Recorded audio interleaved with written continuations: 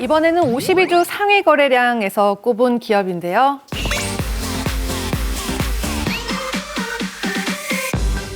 네, 이번에 소개해드릴 기업은 글로벌 IT 기업인 AMD인데요. 뭐 들어본 듯 안 들어본 듯 은근히 익숙한 기업이죠.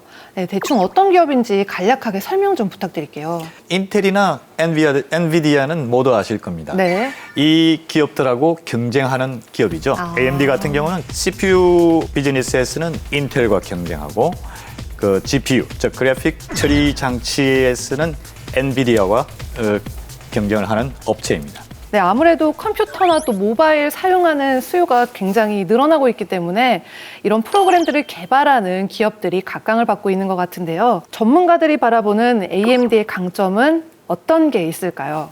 이 AMD의 그 대표적인 그 제품이 라이젠 프로세서거든요. 이 라이젠 프로세스가 그 인텔의 최상위 CPU하고 여러 가지 그 테스트를 거쳤는데 여기서 상당히 압도적으로 평가를 받기 때문에 시장에서는 이 제품에 대해서 많이 사용을 하고 있고요. 이래다 브랜드가 많이 올라갔고 또 AMD 같은 경우는 중저가 PC를 상당히 공략을 많이 했어요. AMD의 그 시장 점유율이 30%로 상당히 급등했습니다.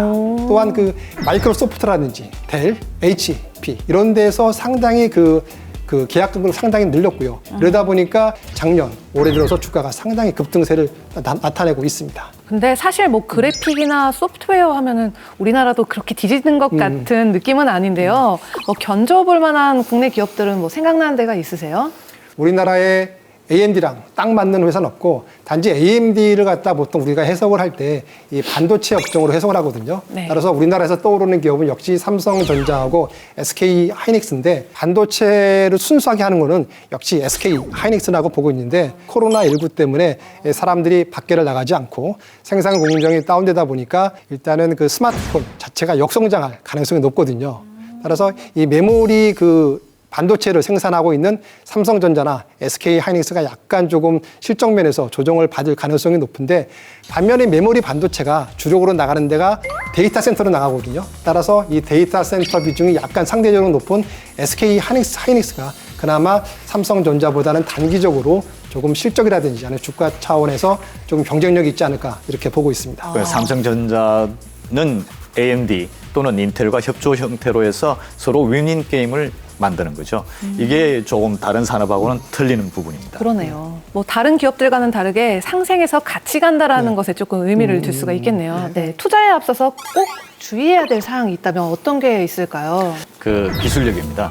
지금 현재는 시장은 10나노 공정의 시장인데 7나노 공정을 내어놓음으로써 AMD의 기술력은 선보였습니다만은 한 발자국 앞서 나가면은 고객사, 즉 그 제 기술력을 사는 구매자들이 그걸 따라오지를 못하거든요. 즉 투자는 했는데 성과가 없게 됩니다. 후발주자들이 그 다음을 바로 치고 들어오기 때문에 그 앞선 한 발자국이 투자만 하고 경쟁사한테 시장을 내어주는 꼴이 되거든요. AMD를 가지고 직면한 위험에 대해서 상당히 좀 검증을 해볼 필요가 있는데요. 네. 첫 번째 같은 경우는 네. 인텔이 가만히 안 있는다 이런 얘기거든요. 들은 얘기가 있냐면은 이 CPU 시장에서 AMD가 과거에도 30%를 간 적이 있었어요.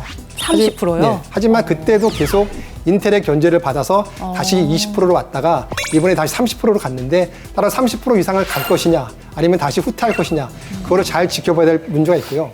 두 번째는 이제 밸류에이션 문제인데 최근에 그 AMD 주가가 상당히 많이 오르다 보니까 네. 12개월 예상 이익 기준 퍼가 45배까지 올랐어요. 그러니까 예를 들면은 저희가 미국의 그 3대 지수 중에서 대표 지수라고 하는 것이 S&P 500 지수잖아요. 그렇죠. S&P 500 지수에 15배 이상 갔을 경우에는 과대평가됐고 15배 이하는 저평가됐다라고 얘기하는데 45배라는 건 상당히 높은 수준이거든요. 네. 그러다 보니까 일부에서는 실적에 대한 논란이 있고 특히 올해 그 1, 4분기가 상당히 그 변곡점인데 네. 보통 통상적으로 1, 4분기에는 IT 기업들의 실적이 안 좋아요. 이런 와중에 코로나19까지 겹치다 보니까 이번에 실적이 상당히 안 좋을 경우에는 역시 밸류에이션에 문제가 있는 것이 아니라라는 논란이 가열될 가능성이 있는 것을 아마도 주목해야 할 필요가 있지 않을까 이렇게 보고 있습니다. 그럼 AMD의 향후 전망은 어떻게 될까요?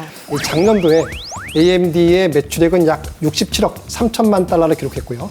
EPS 같은 경우는 약 0.30달러를 기록했는데 제가 그 미국에 있는 여러 가지 그 애널리스트들의 자료를 분석해서 컨센서스를 볼 경우에는 올해 같은 경우는 AMD의 매출이 약 87억 달러, 그리고 내년에는 약 102억 달러까지 예상을 하고 있고요. 따라서 EPS도 올해는 0.93달러, 그리고 내년에는 1.36달러까지 증가할 것으로 예상되고 있기 때문에 만약에 코로나19 사태가 진정된 이후에 하반기에 경제가 어느 정도 반등하냐에 따라 가지고 네. 이러한 실적을 달성하느냐 아니면 마느냐, 제가 봤을 때는 판가름 날 것으로 생각을 하고 있습니다. 네. 기술력 입장에서는 그 7나노 공정 기술이 업계에서 경쟁사에 비해 그 우위를 선점을 하고 있고 매출 입장에서 보면 2020년 지금 현재 코로나19가 확산되기 전에 그 계획은 매출이 한 20% 신장되고 순이익은 40% 정도 성장할 것으로 전망을 했습니다만